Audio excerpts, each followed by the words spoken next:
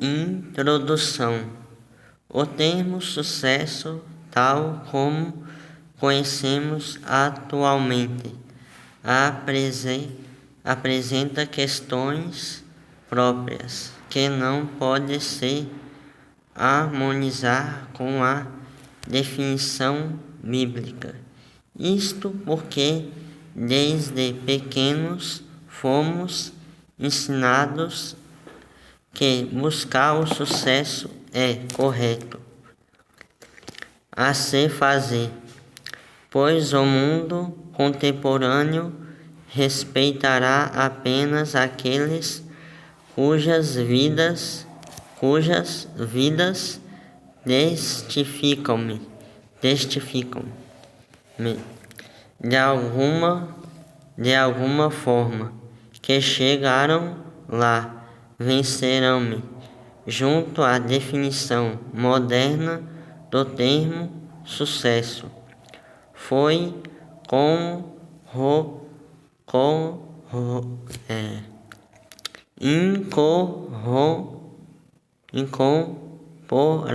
incorporado uma ideia quantitativa correspondendo aos anseios do homem moderno. Suponha que você estivesse tentando retratar a ideia de sucesso por meio de um gráfico, como ele seria, como você traçaria seu caminho rumo ao sucesso. Não é de estranhar que muitos de nós o apresentariam-me da seguinte forma. No entanto, aceitar esses preceitos como escolha de vida cristã parece ser o mesmo que se conforma a seguir um padrão de normalidade mundana. Grandes homens que seguiram a vontade e o caminho trilhado por Deus, em vez de alcançarem grandes feitos, glórias terrenas e prestígios, contudo, na sua maior parte, tiveram suas expectativas frustradas. Isso porque o chamado direcionar o servo a cumprir o que lhe foi proposto, como um desafio de viver na contramão do mundo, ao invés de buscar mais para si, que, segundo a lógica do reino, não possui nenhuma representação quantitativa. O que não pode ser ignorado é que o sucesso contemporâneo estabeleceu uma definição de resultados como prova final da ambição e da conquista humana.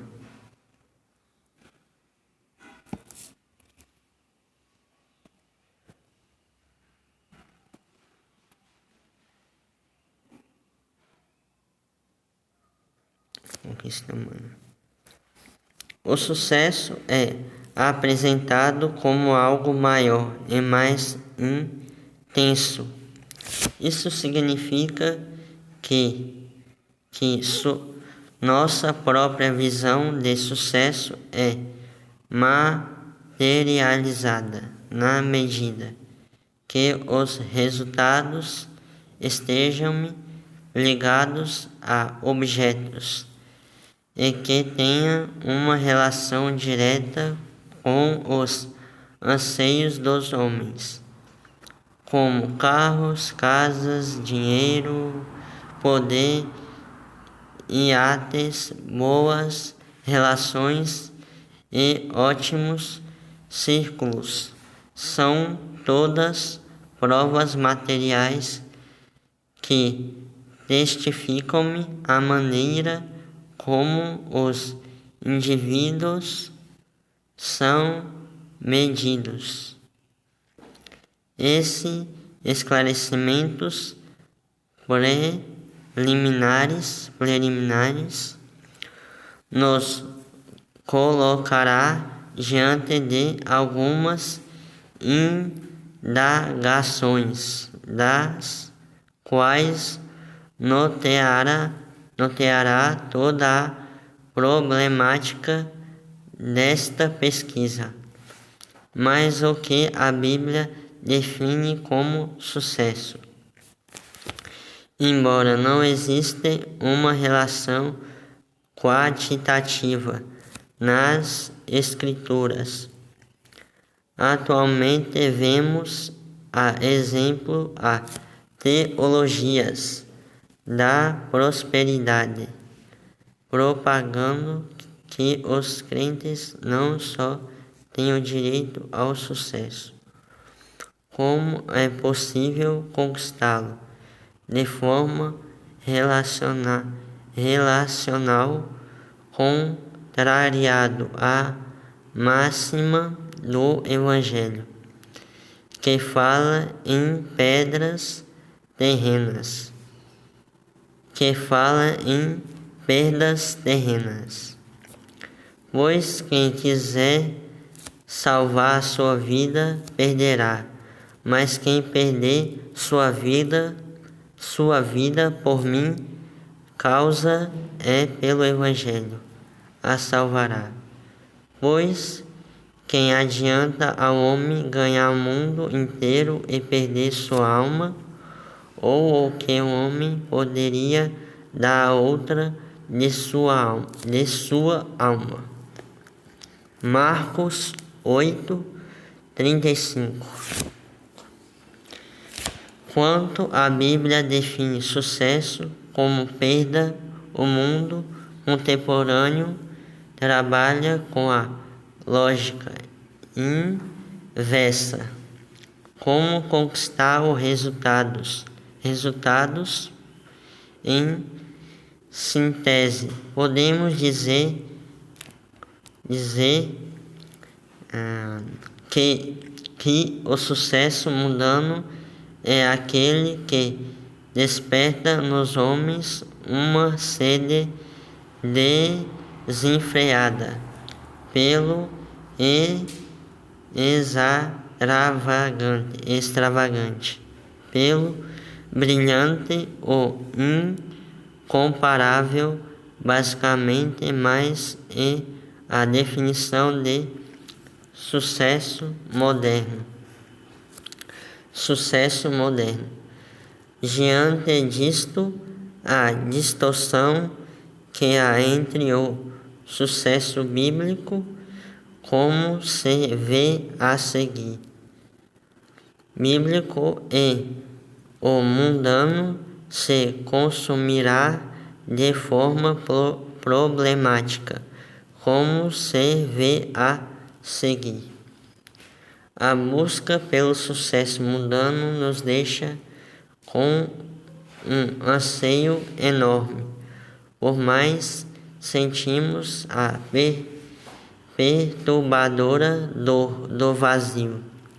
Temos fome de algo que preencha as lacunas de nossa identidade fragmentada. Contentamo-nos com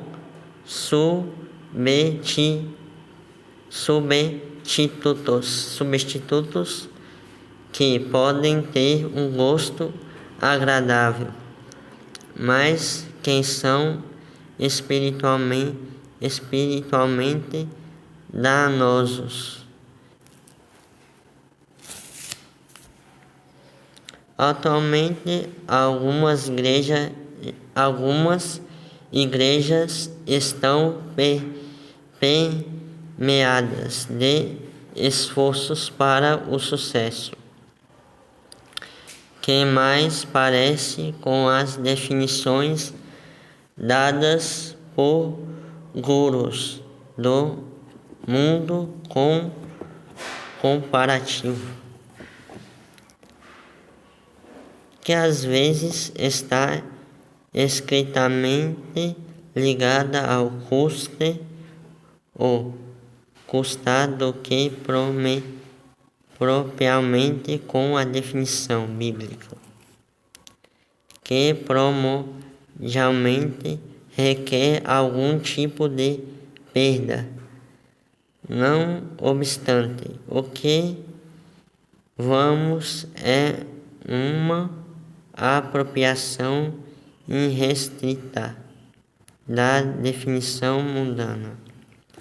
Sucesso é de ousado os anseios humanos para moldar um evangelho retributivo, como veremos a teologia da prosperidade.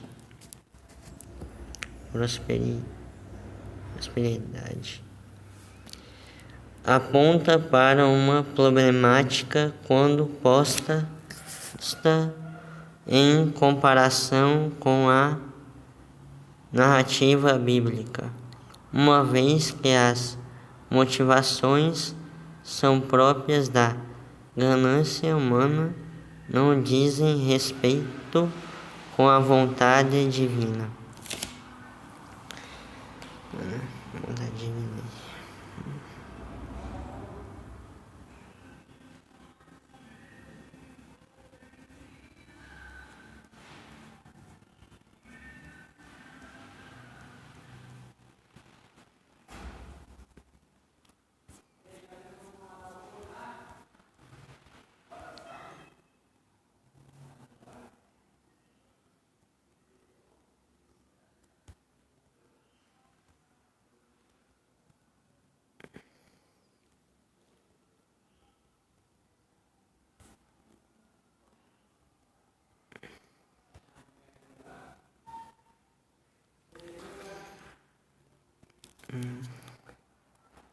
Não há dois caminhos. Se quisermos alcançar a aprovação de Deus no ministério e na caminhada cristã, a escolha de um comprometerá diretamente no outro.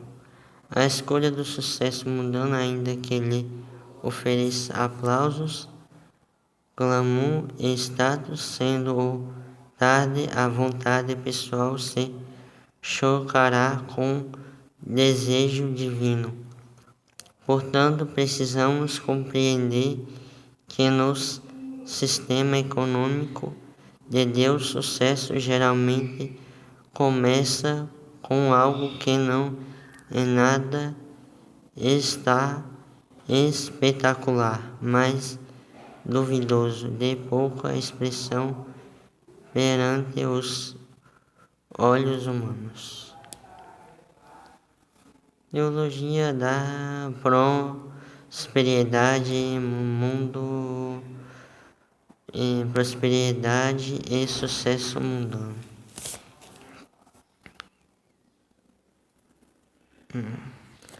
A teologia da prosperidade é um tipo de sucesso mundano que vem ganhando cada vez mais espaço na realidade evangélica brasileira, devido à grande ênfase dada a conquistas de bens materiais.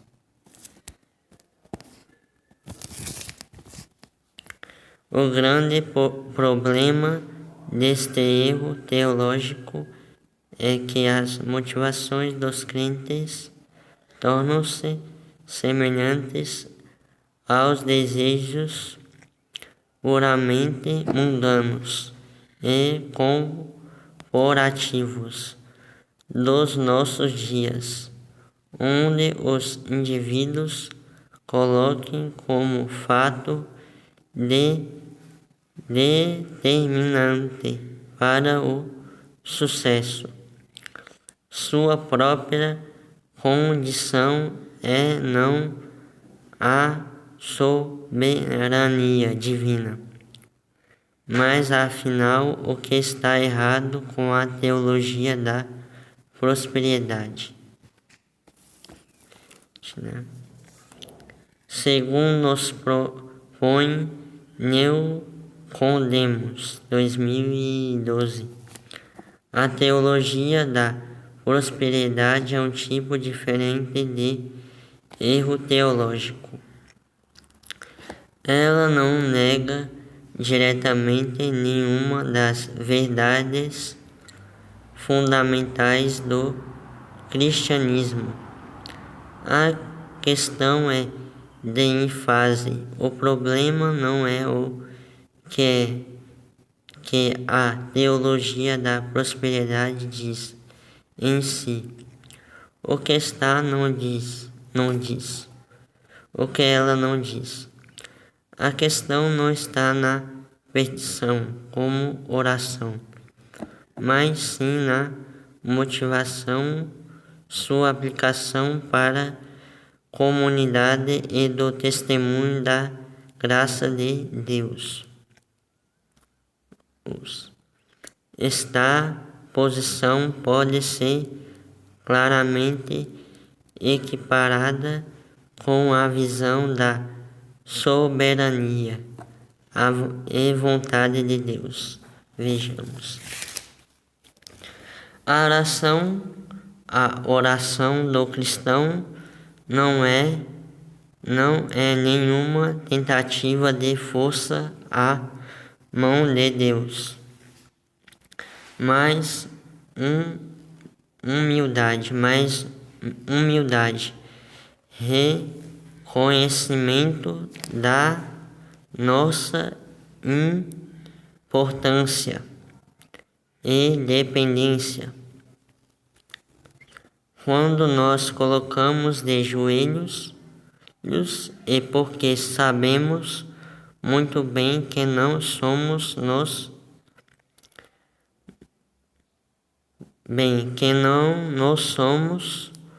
que controlamos o mundo. Não temos, portanto, o poder de satisfazer as nossas necessidades pela nossa própria força tudo do bom que estejamos para nós sermos e para nós outros deve ser solicitado das mãos de Deus. Quando o temos, se é que o temos, será como um presente das suas mãos?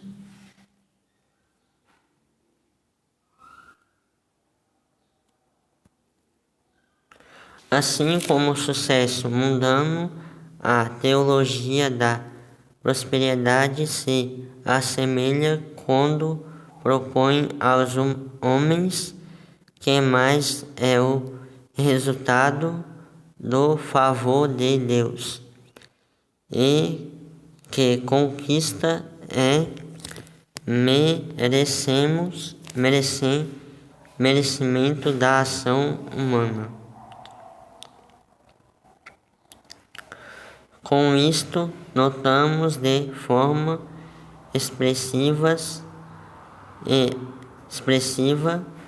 a ênfase que é dada nas pregações que elevem os humores dos homens, de modo que esteja motivado a ritualizar suas petições, de modo que Deus seja encurralado, ascender a entender as perdições,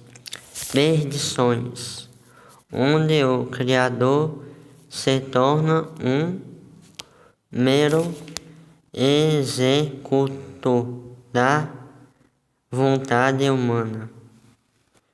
Já aquele que não alcança destinar-se a ele, a única explicação possível afeta a falta de fé. Se a falta de fé é de fato motivado exclusivo do agir de Deus nas vidas dos crentes, sendo assim, significaria que a graça de Deus seria nula, já que o resultado final é fruto da vontade humana.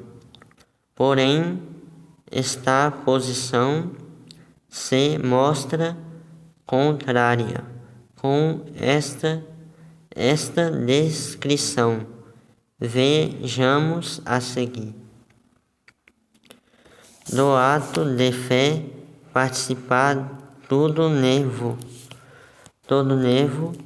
do corpo humano, toda aspiração da alma,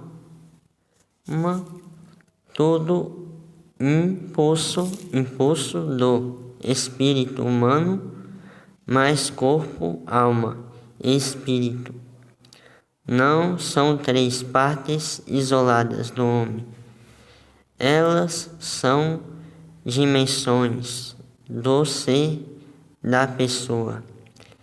Sempre estão entrelaçadas, pois o homem é uma unidade e não um composto de diversas partes. Fé, por isso, não tange somente o espírito ou apenas a alma, ou exclusivamente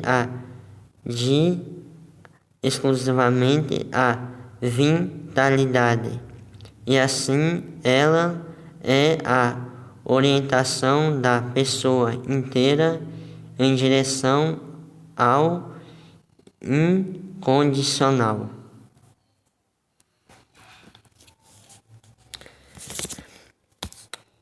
Em termos gerais, ainda que a fé tenha o seu desenvolvimento no homem, sua motivação primária vem de Deus.